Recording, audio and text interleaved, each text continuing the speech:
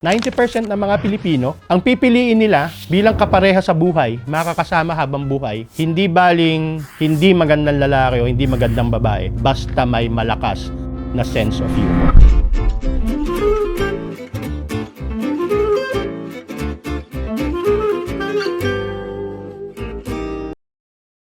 Di ba lagi ina-associate ang pagtawa sa kakayahan ng tao gaya ng galit? So, very organic ito. So, hindi ito itinuturo. Tunayan, ang mga sanggol, no, ina-associate natin na masaya sila kasi ngumingiti. Because of that biological urge to smile.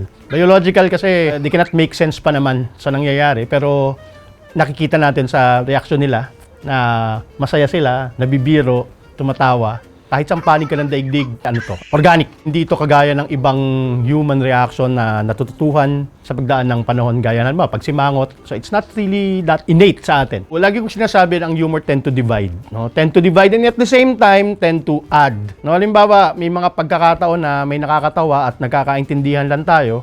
Minsan yung hindi nakaunawa, na out of place. No? So ito yung tend to divide. So culturally speaking, may mga katatawanan na nakabatay lamang sa kultura at subkultura. Halimbawa, may school-specific humor. Like, for instance, it's sa UST. Ang dami natin pinagbibiroan dito na kapag tinanong mo sa ibang tao, sa ibang hindi alam ang kultura natin dito sa universidad, hindi nila maintindihan. May tatlong pangunahing teorya. Relief theory muna tayo lang. Relief theory, ito nga yung nakapagpapabawas sa tensyon. May pagkakataon na bang tumawa kayo na sumakit ang tiyan nyo, na para bang pagod na pagod kayo, na sa sobrang katatawanan, parang namasahe ang pagkatao ninyo. May ganon. Pero iba pa rin yung relief, halimbawa, sa isang pagkakataon na seryoso tayong lahat, pinapagalitan, halimbawa, ng boss. Tapos bigla-bigla may susundot na nakakatawa, no? Na, alam mo yun, parang, hay, nakakapagpagaan ng sitwasyon.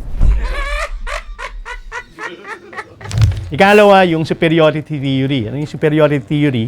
Naniniwala ang karamihan sa atin na mayroong mga katatawanan na buti na lang hindi nangyari sa atin. Kaya may mga court jesters, kaya may mga payaso na nagpapasaya sa atin kasi sometimes self-deprecating yung ginagawa nilang pagpapatawa. Pagtatawanan nila ang kanilang sarili. Dito rin nanggagaling halimbawa yung mga pagpapatawa na nakabatay sa perceived weakness. So, pwedeng itsura, no, maliit, kulay ng balat, buhok, pagtatawanan nila yon, yung build, yung girth. Kasi it tend to make someone feel superior about themselves. Doon din nagkakatapult yung mga palabas dati na tungkol sa pagkakamali. Halimbawa ay may nadulas, tapos hindi naging maganda ang pagbagsak. You tend to feel better because you tend to feel superior dahil hindi sa'yo nangyari yun. Ikatlo, incongruity. Ang incongruity is yung manner of delivery. Hindi nakakatawa ang isang patawa na inaasahan mo na. So, it's not actually effective to tell someone na may joke ako.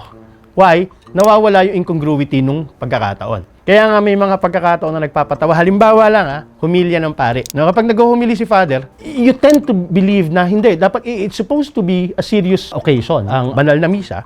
Pero pagka minsan nag-i-inject ng humor si father sa kanyang humilya, natatawa tayo kasi hindi natin inaasahan. You need to understand kung bumabagay yung sitwasyon doon sa delivery mo ng humor. Okay? Kasi may mga off na humor. Halimbawa, sasabihin mo may joke ka, tapos hindi mo pa sinasabi yung joke, ikaw na mismo yung tumatawa. Yung isip mo ay nagsabi na may dapat may nakakatawa dyan.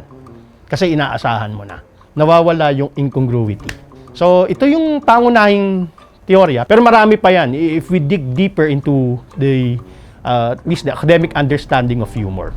Masayahing lahi tayo. Kaya lamang siyempre ang naha-highlight sa ating kasaysayan ano yung struggle natin bilang bansa, ano yung struggle natin sa kamay ng mga mananakop, pero hindi na pag-uusapan yung ano yung katatawanan, no, sa pagipagitan nito.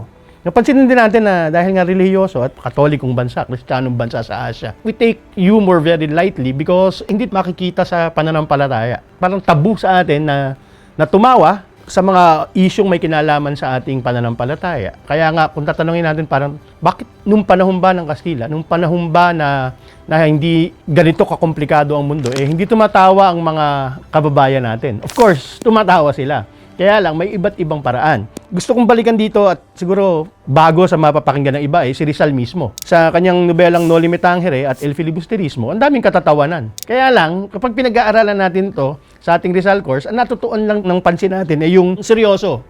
Seryoso. Pero nung kinatahan niya si Kapitan Tiago, nakakatawang karakter yan. No? Biruin mo, kailangan niyang magpalit ng poon kapag magsasabong siya. Nung pinaglalamayan siya, ay nag-uusap-usap ang mga mananabong na pinagtatawanan kung anong uri ng sabong daw ang gagawin niya sa langit sa kalaban ni San Pedro. No? At nagsasalita sila ng Latin. At yung Latin na ginagamit doon ng mga tauhan sa El Filibusterismo, yung katatawanan. Kaya lang dito natanghal kasi nga napakaseryoso ng pag-aaral natin hinggil sa kasaysayan at panitikan dulot ni Rizal. May humor si Rizal, sayang lang at hindi masyado natututukan. No, pinag-aaralan natin ng kaisipan, pinag-aaralan natin ang kultura No, bakit di natin pag-aralan yung common sa karamihan sa atin? Hindi ka man magaling magpatawa, pero I'm sure biktima ka ng isang magaling magpatawa.